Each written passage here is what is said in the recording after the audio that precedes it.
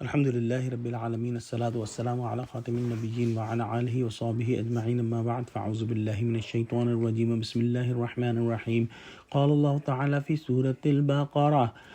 قال بل لبثت مئة عام فانظر إلى طعامك وشرابك لم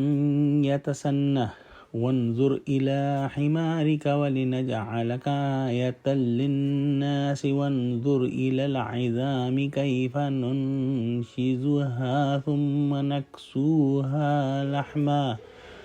فلما تبين له قال أعلم أن الله على كل شيء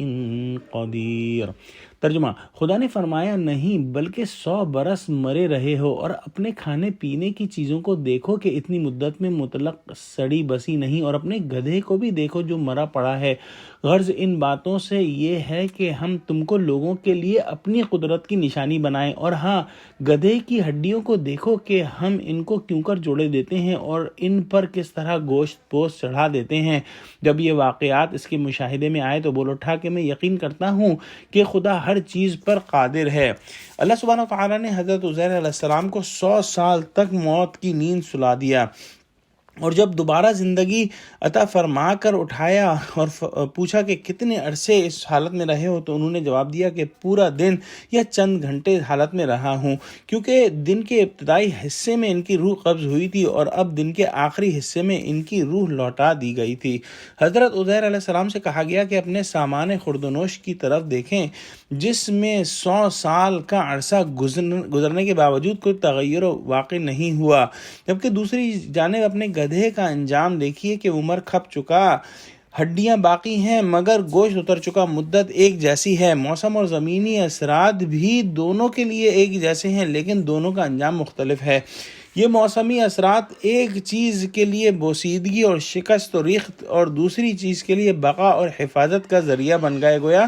گدھا جو ہے وہ سڑ گل گیا اور کھانے کی اشیاء جن کے سڑنے گلنے کی زیادہ امکان تھا وہ بالکل جوں کہ توں ویسے ہی موجود رہے۔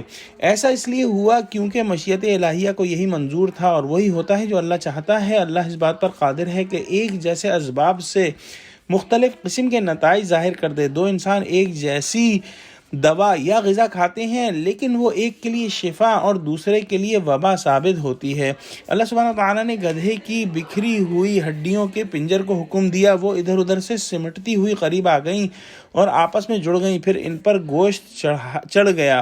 رگوں اور شریانوں کا جال سا پھیل گیا اور اوپر چمڑے کا لباس پہنا دیا گیا۔ فرشتے نے آ کر ہڈیوں اور گوشت پوست کے ڈھانچے میں روح پھونکی تو وہ اپنی مخصوص آواز نکالتا ہوا اٹھ کھڑا ہوا۔ یہ ساری کاروائی حضرت عزیر علیہ السلام کے سامنے وقوع پذیر ہوئی۔ خود 100 سال تک سوتے رہنا اور وقت گزرنے کا احساس نہ ہونا، وہ سامان خوردنوش جو چند گھنٹوں میں سڑ جاتا ہے اس کا اتنے طویل عرصے تک متغیر نہ ہونا، پھر گدھے کے پنجر کا دوبارہ زندہ ہو جانا، یہ سارے منظر دیکھ کر وہ پکار اٹھے کہ میں دل سے یقین کرتا ہوں کہ اللہ سبحانہ وتعالی ہر چیز پر قادر ہے۔ اس کی قدرت قانون فطرت سے بھی آزاد ہے، اس پر کوئی قید نہیں، وہ چاہے جو چاہے اور جیسے چاہے کر سکتا ہے۔